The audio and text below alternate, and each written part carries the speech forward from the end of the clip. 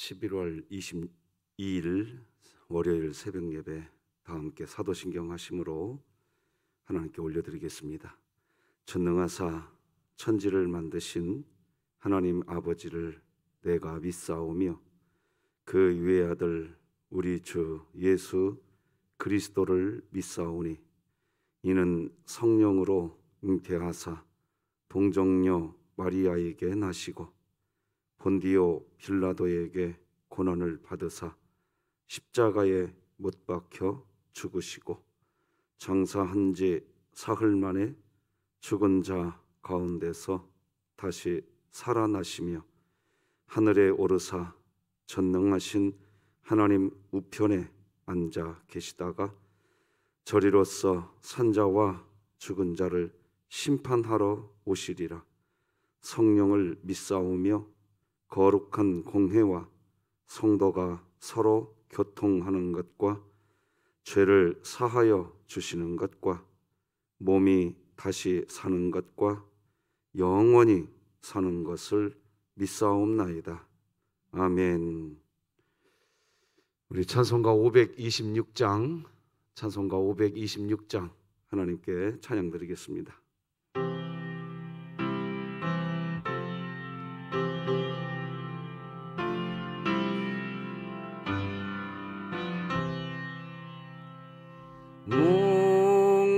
목마른 자들아 다 이리 오라. 이곳에 좋은 샘 흐르도다.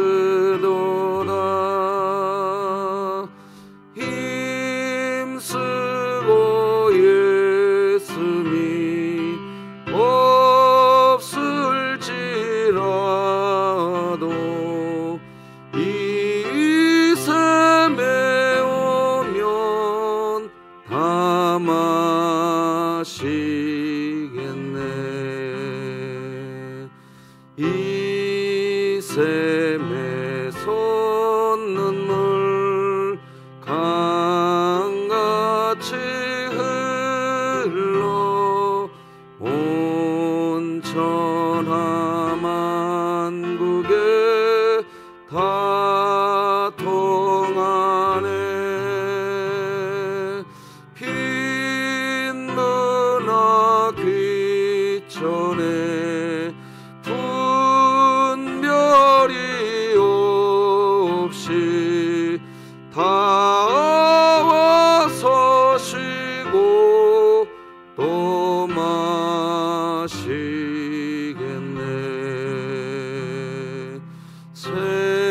생명수 샘물을 마신 자마다 목 다시 마르지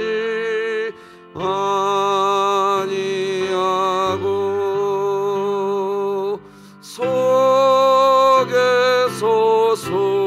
솟아나 생수가 되어 영원히 솟아 늘 풍성하리. 이 샘의 이름은 생명의 샘물. 저수정 빛같이 늘 막도다. 어린 양 보좌가 근원이 되어 생명수 샘이 늘 그치지 않네.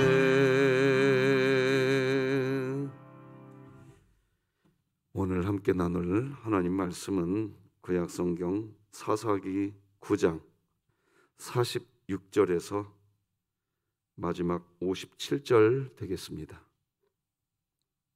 사사기 9장 46절에서 마지막 절까지 한 절씩 교독하시겠습니다. 하나님의 말씀입니다. 세겜 망대의 모든 사람들이 이를 듣고 엘브릿 신전의 보루로 들어갔더니 세겜 망대의 모든 사람들이 모인 것이 아비멜렉에게 알려지매 아비멜렉 및 그와 함께 있는 모든 백성이 살몬산에 오르고 아비멜렉이 손에 도끼를 들고 나뭇가지를 찍어 그것을 들어 올려 자기 어깨에 메고 그와 함께 있는 백성에게 이르되 너희는 내가 행하는 것을 보나니 빨리 나와 같이 행하라 하니 모든 백성들도 각각 나뭇가지를 찍어서 아비멜렉을 따라 보로 위에 놓고 그것들이 얹혀 있는 보로에 불을 놓으며 세겜 망대에 있는 사람들이 다 죽었으니 남녀가 약 1000명이었더라. 아비멜렉이 데메스에 가서 데베스에 맞서 진치고 그것을 점령하였더니 성읍 중에 견고한 망대가 있으므로 그 성읍 백성의 남녀가 모두 그리로 도망하여 들어가서 문을 잠그고 망대 꼭대기로 올라간지라. 아비멜렉이 망대 앞에 이르러 공격하며 망대의 문에 가까이 나아가서 그것을 불사르려 하더니 한 여인이 맷돌 윗짝을 아비멜렉의 머리 위에 내려던져 그의 두개골을 깨뜨리니 아비멜렉이 자기의 무기를 든 청년을 급히 불러 그에게 이르되 너는 칼을 빼어 나를 죽이라. 사람들이 나를 가리켜 이르기를 여자가 그를 죽였다 할까 하노라 하니 그 청년이 그를 찌르매 그가 죽은지라. 이스라엘 사람들이 아비멜렉이 죽은 것을 보고 각각 자기 처소로 떠나갔더라. 아비멜렉이 그의 형제 70명을 죽여 자기 아버지에게 행한 악행을 하나님이 이같이 갚으셨고 또 세겜 사람들의 모든 악행을 하나님이 그들의 머리에 갚으셨으니 여룹바알의 아들 요담의 저주가 그들에게 응하니라. 아멘. 자, 우리들의 외침 오늘도 같이 합니다. 시작. 하나님의 말씀이 나를 신방하게 하라. 이 또한 지나가리라. 아멘. 자, 오늘도 3분간의 사역이, 기도의 사역이 우리의 심령을 새롭게 하는 은혜가 되기를 주님의 이름으로 축복합니다. 자, 오늘은 하나님은 악에 침묵하시지 않으신다, 이런 제목으로 말씀 나누겠습니다. 우리는 지난주 금요일 새벽 예배 때 기드온의 아들 아비멜렉에 대한 말씀 나눴었죠. 아비멜렉은 자신의 형제 70명을 죽이고 자신이 스스로 이스라엘의 왕이 됩니다. 일시적으로는 왕의 위치에 서본 사람이기도 합니다. 오늘 본문은 그 아비멜렉의 최후에 대한 이야기입니다. 그런데 이 아비멜렉의 최후도 어떤 외부의 환경에 의해서 무너지는 게 아닙니다. 사사기에서 여러분 일괄성 있게 말하고 있는 게 하나 있는데 우리 인간 내부의 문제라는 겁니다. 외부의 문제에 의해서가 아니라 내부의 문제에 의해서 무너집니다. 인간 내부의 문제는 결국 또다시 이야기하지 않을 수 없는 것, 결국 자기 자아 지우기가 되어셔야 됩니다. 자기 내려놓기, 자기 자아 부인하기, 그게 은혜의 길입니다. 그리스도인의 신앙은 늘 바깥에 있는 것이 위기의 본질이 아니라 안에서 무너질 수 있는 위기가 위기의 본질이라는 것을 빨리 아셔야 됩니다. 여러분, 타협을 한다는 말이 있지 않습니까? 뭔가하고 타협을 한다. 본질, 정도의 길을 걷지 않고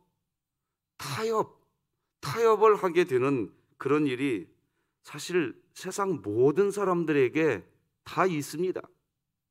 그런데요, 사람이 타협을 한다는 것은 어떤 상황과 타협하는 게 아닙니다.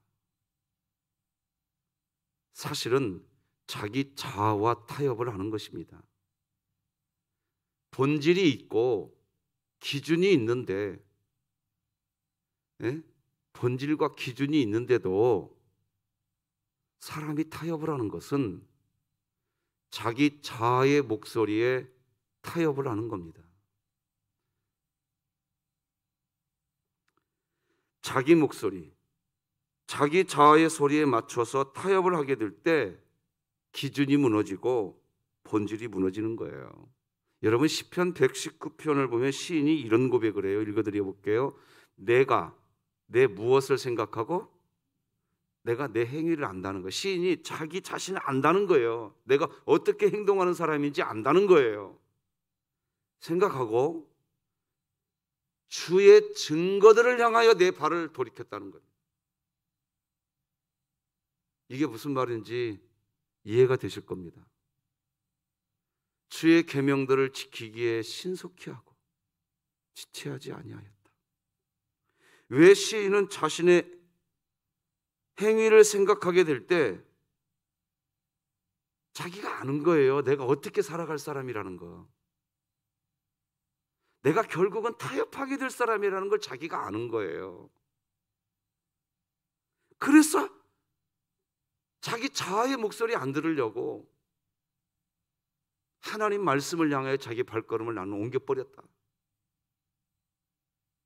그 말하고 있는 겁니다. 왜 하나님의 계명, 말씀을 지키기에 신속히 한다, 지체하지 않는다. 왜 시인은 이렇게 노래할까요? 말씀이 기준이고 본질이기 때문입니다. 시인은 자기 행위, 자기가 그 상황이 되면 어떤 자신의 목소리를 듣게 될지 자기는 이미 알고 있는 거예요. 우리들도 인생 이 정도 살아오면요, 내가 이 선 상황에서 내가 어떻게 반응하는 사람인지 적어도 우리들은 이제 아는 나이가 됐어요. 이제는. 그런데 그 상황만 되면 내 자아의 목소리를 그냥 그대로 들어. 여기에서 무너지기 시작하는 겁니다. 매 순간마다 자신의 마음, 자기 생각, 자기 자아를 지우고 하나님의 말씀을 향해 자신의 발걸음을 옮기지 않으면, 신속하게 말씀을 지키는 방향으로 돌이키지 않으면 너무나 쉽게 자기 자아의 목소리를 듣고 타협하는 삶을 선택하는 자신의 행위, 자신의 행동을 시인은 알았던 겁니다. 그래서 노래하는 거예요. 내가 내 행위를 생각하고 신속하게 내 발걸음을 주의 말씀으로 돌렸나이다. 여러분, 그렇게 자기 자아를 지우고요, 그렇게 해서 자기 자아를 부인하고 하나님의 말씀을 향해 발걸음을 옮겨 놓은 그리스도인은 설령 악인이 자신을 줄로 얽어매어도 이제 흔들리지 않아요. 그래서 그 뒤에 바로 이어지는 61절 이렇게 노래합니다. 같이 읽어볼까요? 시작. 악인들이 나를 줄로 엮어매어도 나는 주님의 법을 잊지 않습니다. 이제 내 자아의 목소리를 듣는 게 아니에요. 내가 하나님 말씀 앞에 바로 옮겨버리고 그 말씀의 소리를 들어요. 시편 42편 5절이 그렇죠. 자기 자아의 목소리를 듣다가 시인이 노래하기 시작해요. 어찌하여 내 속에서 내가 왜 불안해하는가? 자기 자신에게 외칩니다. 너는 하나님께 소망을 두라. 그가 오히려 나타나 너를 도우심으로 내가 하나님을 뭐하리로다? 찬송하리로다. 이걸 영적 싸움이라고 하는 거고, 이 영적 싸움에서 승리하기를 원하는 거지요. 여러분, 시편 119편 61절을 다시 한번 보시겠습니까? 악인들이 나를 줄로 엮어매어도 나는 주님의 법을 잊지 않는다. 이게 무슨 말이냐? 이게 흔들리지 않는 건데요. 악인이 나를 줄로 얽어매는데 왜 흔들리지 않을까요? 자, 이렇게 설명해 볼게요. 제가 아는 어떤 정말 성실한 젊은이가 있어요. 이제는 취업을 했네요. 그 젊은이가. 본인이 전공한 그 부분에 대한 하나님의 분명한 소망이 있었어요. 그래서 그냥 때려치고 그냥 다른 데 취업해. 근데 본인은 진짜로 그런 소망함이, 하나님이 주신 소망함이 있었다고 그랬어요. 그래서 취업을 위해 준비하는데 매번 낙방을 하는 거예요. 얼마나 낙심되겠어요. 정말 낙심되었었어요. 정말 그 청년에게 그 상황은 너무 악한 상황이었어요. 매번 낙방하는 거예요. 그런데 그 청년과 그 가족들은 얼굴에 미소를 잃지를 않습니다. 하나님께서 분명히 그 마음을 주셨다는 거예요. 그러면서 그런 증거들을 쭉 이야기하는데 저도 설득이 돼요. 그랬고 진짜 하나님이 그 길을 가게 하신다는 마음이 들어서 결국 그 길을 가더라고요. 하나님이 길을 여시더라고요. 그런데 그 하나님이 길을 열기 전까지 그 청년에게 그 상황은 너무나 악한 상황이었어요.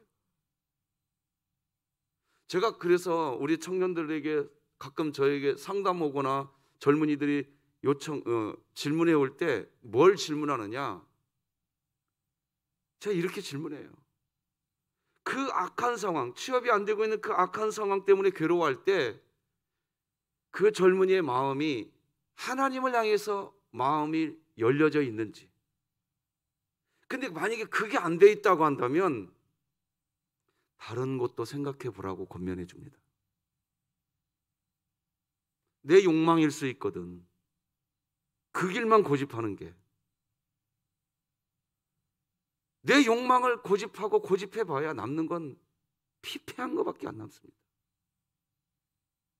근데 마음이 하나님 말씀에 열려 있는 청년이다, 그런 젊은이다 그러면 같이 기도하자고 합니다. 저는 제가 그렇게 상담해야 된다고 배웠습니다. 자, 악인들이 나를 줄로 엮어매어도 나는 주님의 법을 잊지 않습니다. 놀라운 거죠. 흔들리지 않는 거예요. 그러니까 내 상황이 이렇게 되었다 할지라도 나는 여전히 하나님의 자녀입니다. 할렐루야. 이거죠. 그래서 사람의 자아는요, 어떤 상황에 반응을 해야 한다고 자꾸 목소리를 냅니다. 자기 자신의 목소리를 내요. 그런데 그때 아니야, 나는 내 자신의 목소리 듣지 않을 거야. 이 말씀이 하는 목소리를 나는 들을 거야.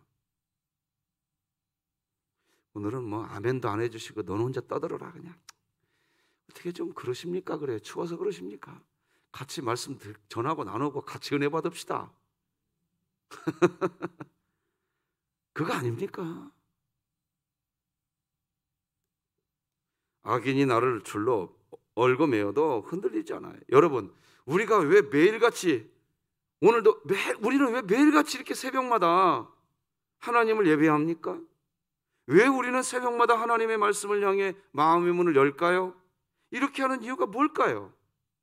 내 자아를 지우는 삶을 살려고 하는 거예요. 하나님 말씀이 내 마음의 중심이 되게 해서, 그렇게 해서 하루의 삶을 믿음으로 살려고 하는 거 아닙니까? 하루의 삶을 시작하면서 하나님의 말씀이 중심이 되지 않은 상태에서 하루의 삶을 시작하고 열심히 살면 열심히 살수록 우리는 빗나가는 삶을 삽니다. 부지런히 살면 부지런히 빗나가는 인생이 되고 말아버립니다. 아비멜렉은 자기 스스로 이스라엘의 왕이 되고 왕의 역할을 열심히 합니다. 부지런히 아비멜렉이 왕의 역할을 이제 해대요.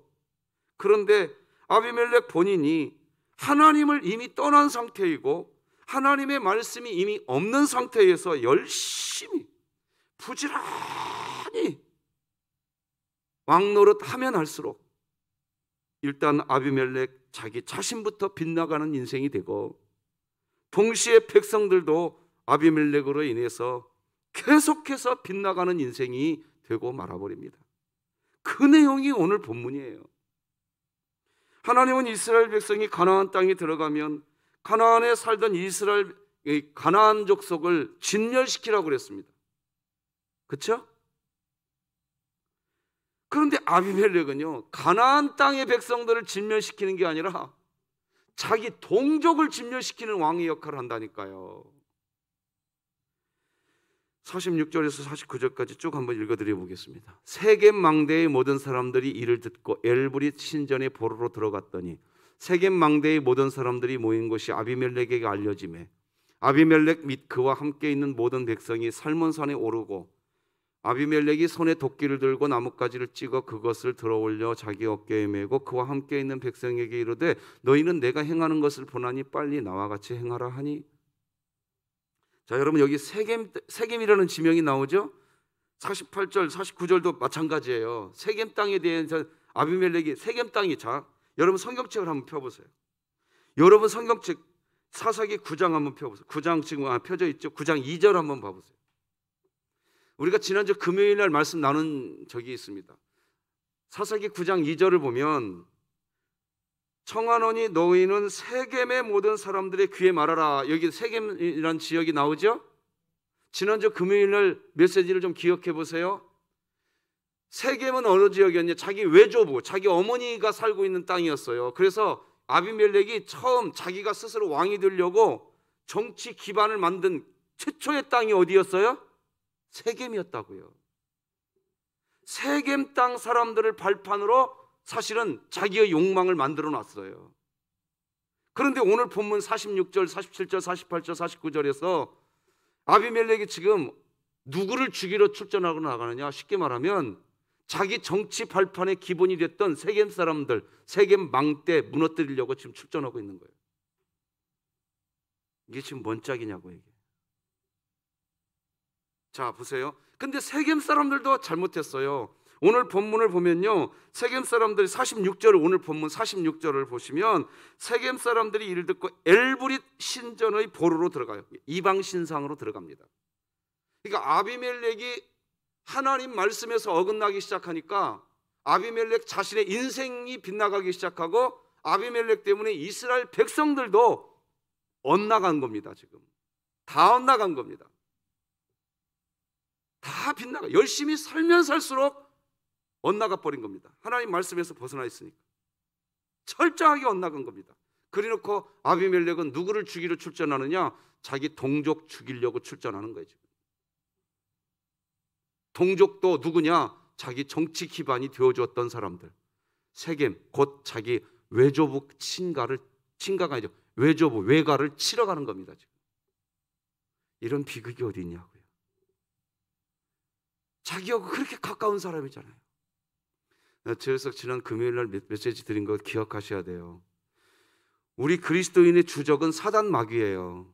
그런데 우리가 어느 한 공동체에서 살다 보면요, 사단 마귀가 주적이 아니라 공동체 안에 있는 어떤 누군가가 내 주적인 것처럼 착각하고 사시는 분들이 계세요. 여러분, 우리 그거 빨리 방향 선회하셔야 돼요.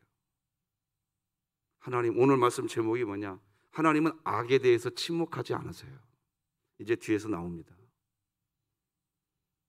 그러니까 우리가 신앙생활에 성령 하나님 의지해서 사단 마귀 무찌르고 하나님 나라 세우는 것, 이게 신앙생활이다. 딱 정리해 두시기를 주님의 이름으로 축복합니다. 정리가 되셔야 됩니다.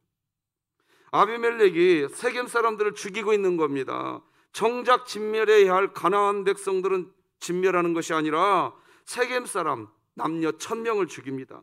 자신의 동족을 죽인 거죠. 자기의 정치 기반이 되어준 사람, 자기 외가를 죽인 겁니다. 51절 52절 다 같이 읽어봅시다. 시작. 성읍 중에 견고한 망대가 있으므로 그 성읍 백성의 남녀가 모두 그리로 도망하여 들어가서 문을 잠그고 망대 꼭대기로 올라간지라. 아비멜렉이 망대 앞에 이르러 공격하며 망대의 문에 가까이 나아가서 그것을 불사르려 하더니, 자, 자기 동족을 죽이려고 이제 하고 있는 거예요. 앞에서 이런 말씀드렸습니다.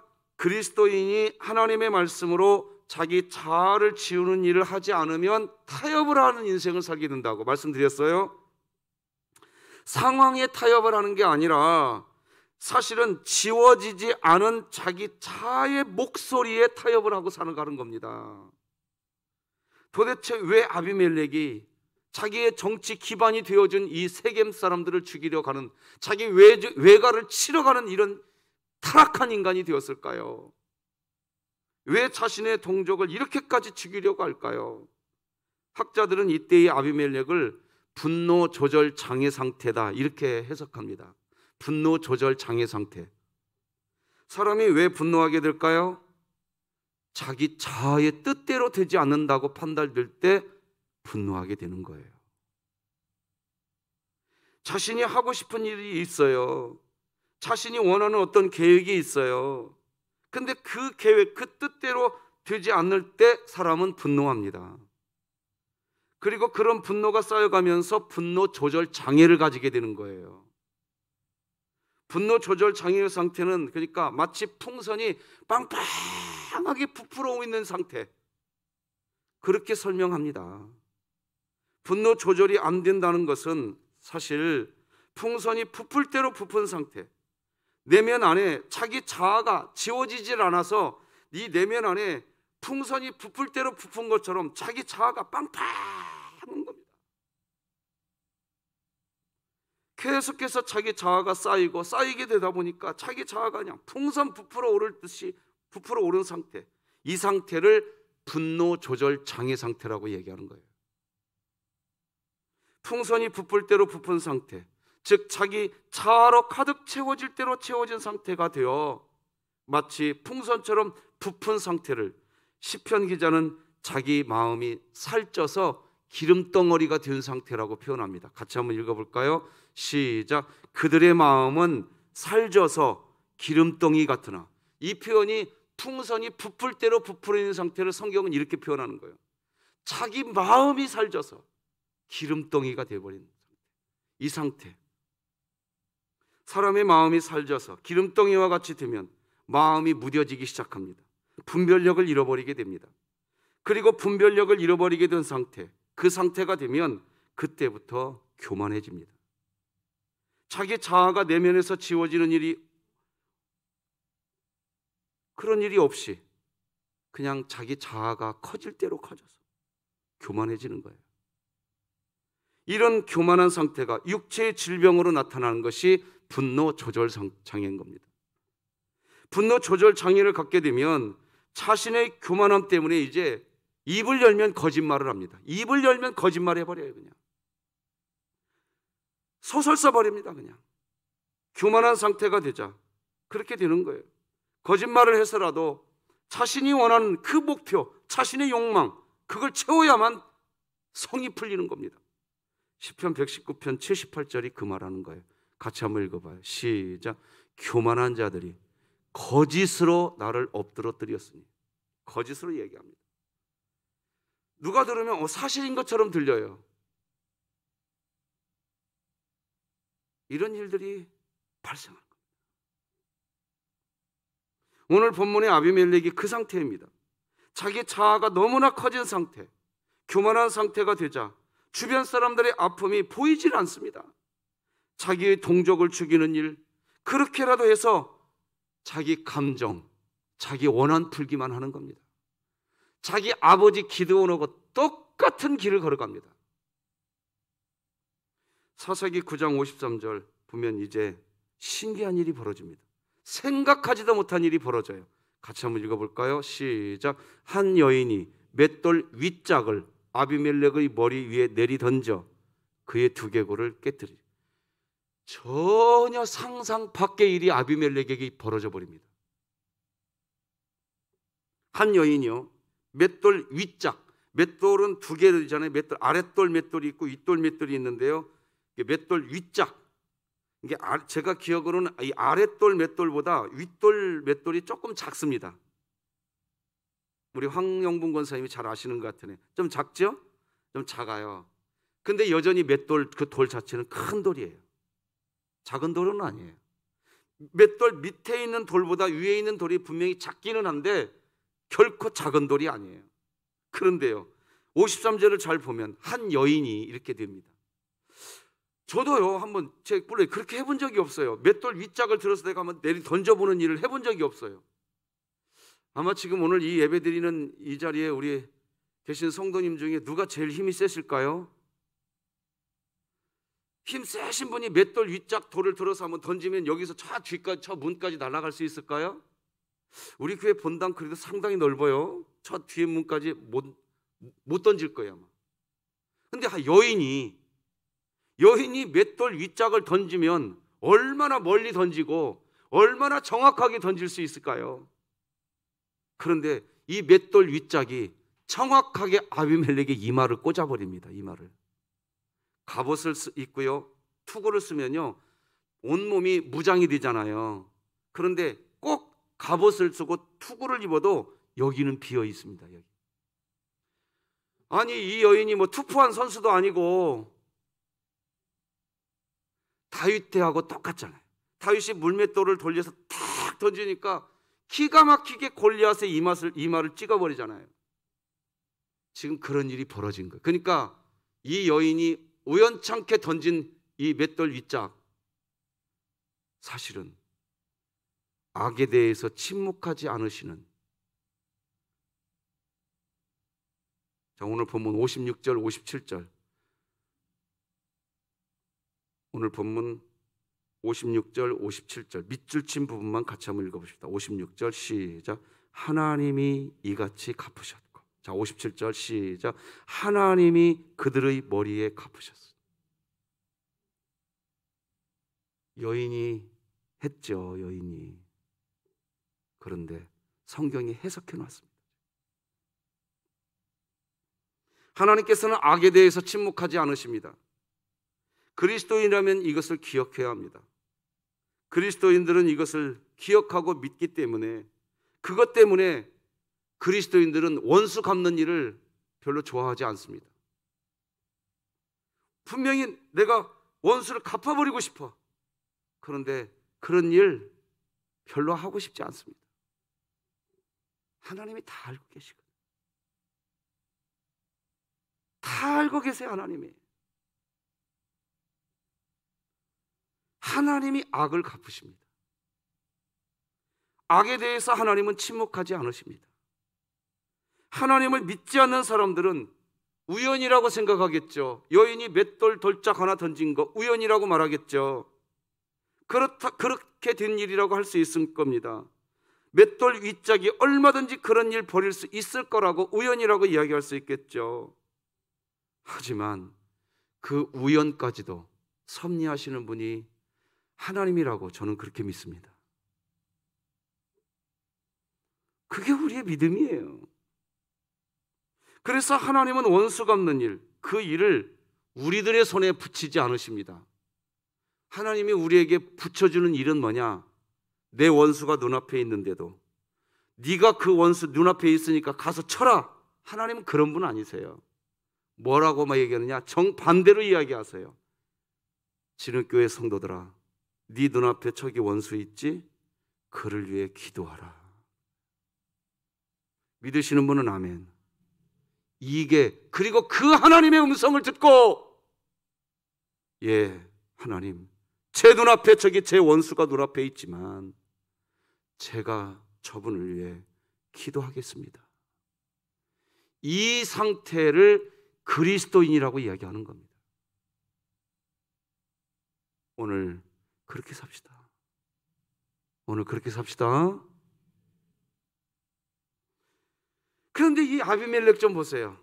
끝까지 자기 이미지입니다. 그렇게 맷돌에 맞아서 자기 이마가 쪼개졌어요 이미. 자, 그런데 죽어가면서까지 자기 자아예요. 끝까지 자기 이미지예요. 뭐라고 합니까? 54절 제가 읽어드려 볼게요.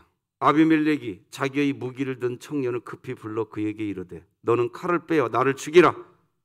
사람들이 나를 가리켜 이르기를 여자가 그를 죽였다 할까 하노라 하니 그 청년이 그를 찌르매 그가 죽은지라. 마지막 죽는 순간까지도 자기 자아입니다. 자기 이미지예요. 끝까지 자기 이미지예요. 그 자기 자아를 지우는 게 복이라고요. 믿으시기 바랍니다. 믿으셔야 돼요. 말씀 맺겠습니다. 우리는 왜 매일같이 새벽마다 하나님을 예배하고 왜 우리는 새벽마다 하나님의 말씀을 향해 마음의 문을 열까요? 이렇게 하는 이유가 뭘까요? 내 자아를 지우는 삶을 살려고 하는 겁니다. 하나님 말씀이 내 마음의 중심이 되게 해서, 그렇게 해서 하루의 삶을 믿음으로 살려고 하는 것입니다. 우리가 더더욱 믿음의 삶을 살려고 하는 이유는 처처의 아비멜렉과 같은 사람들이 가득하기 때문입니다. 현대 사회를 보면 한 사람의 죄로 인하여서 온 사회가 감당해야 할 기회비용이 점점 커져가고 있는 것을 보게 됩니다. 그래서 그리스도인의 역할, 그리스도인의 기도가 점점 줄어드는 게 아니라 그리스도인의 역할, 기도가 점점 커져가야 할 때가 지금입니다. 끝까지 자기 자아, 자기 이미지에 빠져있는 아비멜렉과 같은 사람들이 처처에 가득한 때입니다. 하나님은 이런 악에 대해서 침묵만 하시는 분이 아니십니다. 그렇게 누군가 한 사람, 한 명의 그리스도인이라도 깨어 있어야 됩니다. 악에 대해 침묵하지 않으시는 하나님께서는 지금도 무너진 성과 하나님 사이에서 누군가 한 사람이라도, 이 무너져가고 있는 이 세상과 하나님 사이에서 누군가 한 사람은 엎드려서 하나님께 기도하는 그 그리스도인 한 명을 하나님은 지금도 찾고 계시는 것입니다. 우리 에스겔 말씀 같이 읽고 말씀 끝내겠습니다. 시작.